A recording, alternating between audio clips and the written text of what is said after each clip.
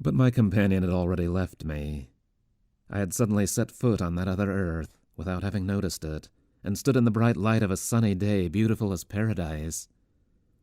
I think I was standing on one of those islands which in our world constitute the Greek archipelago, or somewhere on the sea coast of the continent opposite the archipelago. Oh, everything was exactly as it is with us, but it seemed as if everything shone festively and had the air of great holiness, of ceremonial splendor. A gentle emerald sea plashed softly on the shores and caressed them with a love which was apparent, visible, and almost tangible. Beautiful tall trees stood in the full splendor of their hues, and I was convinced that their numberless leaves welcomed me with their quiet, gentle noise, and seemed to mouth loving words. Flocks of birds crossed in the air, and they did not fear me, but perched on my shoulders and hands, joyously beating their gentle fluttering wings. And at last I saw and recognized the inhabitants of this happy land. They came to me, they surrounded me and kissed me. Children of the sun, children of their own sun. Oh, how beautiful they were. I had never seen such beauty in man on our earth. Only in our children, in their very first years, could you find a distinct, though faint, reflection of this beauty.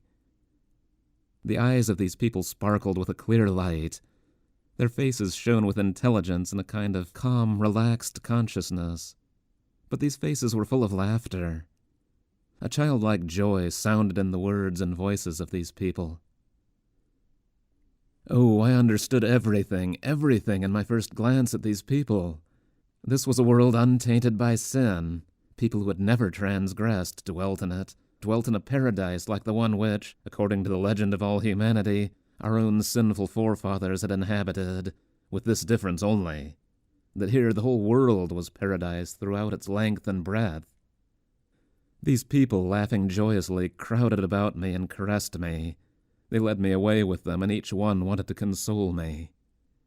Only they did not question me about anything, but it seemed to me that they all knew already and wanted to banish the suffering swiftly from my face. You see how it was. What then if it was only a dream? The sensation of the love of these innocent and beautiful people has remained with me forever, and I feel that their love overflows upon me from that world. I myself saw them, grew to know them, became convinced by them, loved them, and afterwards suffered for their sakes. Oh, I understood at once, even there, that in many ways I could not understand them. As a Russian liberal of our time, an abominable Petersburger, I could not fathom why, for instance, knowing as much as they did, they lacked our learning.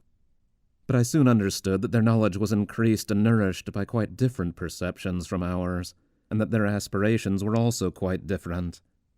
They had no desire for anything and were calm. They did not aspire to knowledge of life as we aspire to know it, because their life itself was a fulfillment.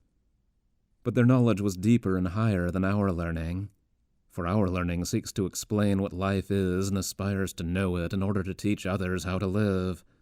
Well, they knew how to live without being taught, and I understood this, only I could not comprehend their knowledge.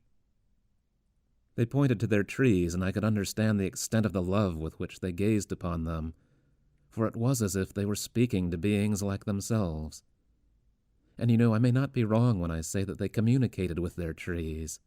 Yes, they had discovered their language, and I am certain they understood each other.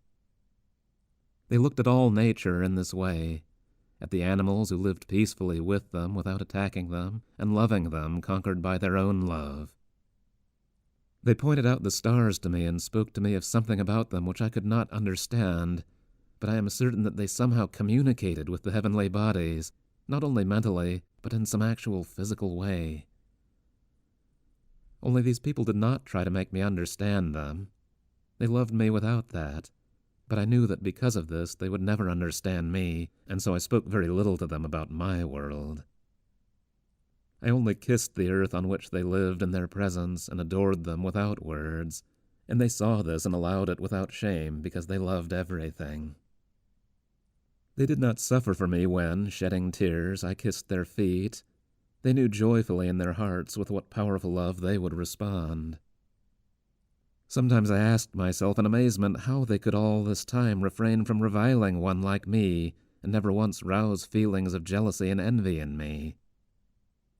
I often asked myself how a boaster and liar like myself could refrain from telling them the things I knew, about which of course they had no idea, and merely because I did not want to surprise them with these, or perhaps simply because I loved them. They were playful and joyful as children. They wandered through their beautiful meadows and woods. They sang their beautiful songs. They ate light food, the fruit of their trees, the honey of their forests, and the milk of the beasts which loved them and lived with them.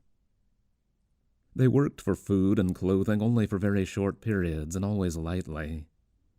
They loved and bore children, but I never saw amongst them the outbursts of that malignant sensuality which attacks almost everyone in our world, everyone and every kind of person, and serves as one of the mainsprings of almost all the sins of our humanity. They had no quarrels or jealousies, and they did not even understand what these were. Their children were everyone's children, because they were all one family. They had hardly any illnesses, although they knew death, but their old people died quietly as though they were falling asleep, surrounded by the farewells of those around them, blessing them and answering the smiles with which the others sent them on their way. I saw no sorrow and no tears on these occasions, but a love which had grown to ecstasy, only to a calm ecstasy, one of fulfillment and meditation. One might think that they kept contact with their dead after death, and that death did not interrupt their earthly union. They hardly understood me when I asked them about immortality, but they were clearly so unconsciously convinced of it that it did not present itself as a problem to them.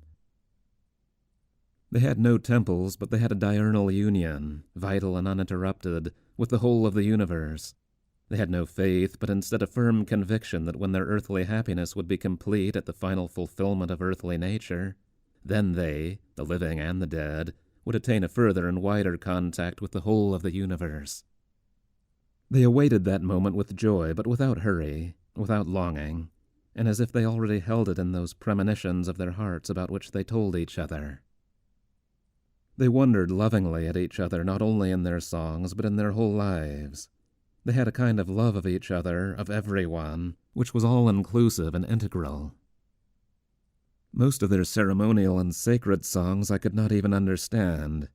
I understood the words, but could never perceive all their meanings. It remained unapproachable to my intellect, but my heart attained to it unconsciously more and more. I often told them that I had felt a premonition of this long before, that echoes of all this joy and glory had come to me in our world, calling forth a sorrow which reached to unbearable grief, that I had had a premonition of them and of their glory in the dreams of my heart and the thoughts of my mind, that often I could not look at the sunset in our world without tears. That sorrow always entered my hatred of men in our world. Why could I not hate them without loving them? Why could I not help forgiving them, and my love for them contained sorrow? Why could I not love them without hating them? They listened, and I could see that they could not imagine what I told them, but I was not sorry that I spoke to them of this. I knew they understood the full force of my sorrow for those I had abandoned.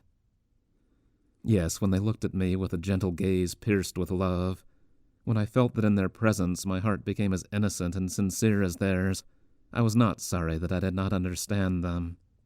The perception of the fullness of life took hold of my spirit, and I prayed silently for them. Oh, people on this earth all laugh in my face now and assure me that even in a dream you can't see such details as I now relate, that in my dream I saw or felt only one sensation which my heart called up in delirium, and the details I invented afterwards. And when I told them that perhaps that's how it really was, good heavens, how they laughed at me and what merriment I caused them. Oh yes, of course I was only convinced by the sensation of the dream, and it only ripened in a heart wounded to bleeding. But in spite of this, the actual images and forms of my dream, that is, those which I really saw during the period of my dream vision, reached such a harmony, were so enrapturing and beautiful and so true, that of course on wakening I was not able to fit them into our feeble words, so that they had, so to speak, to seethe in my mind, and so indeed I might have felt the need afterwards unconsciously of inventing details and twisting them in a particular way in response to my passionate desire for somehow conveying them to others. But how could they refuse to believe that all this had existed, since it was all probably 1,000 times better, lighter, and more joyous than my description? Dream though it was, yet all this must have existed. You know, I will tell you secretly that all this was very likely not a dream, since what happened was so terrifyingly true that it could not merely be the figment of a dream. Say the dream gave new life to my heart, how then could my heart have the power to give life to the terrifying truth which afterwards befell me? How could I have invented it alone, or my heart have seen it in delirium?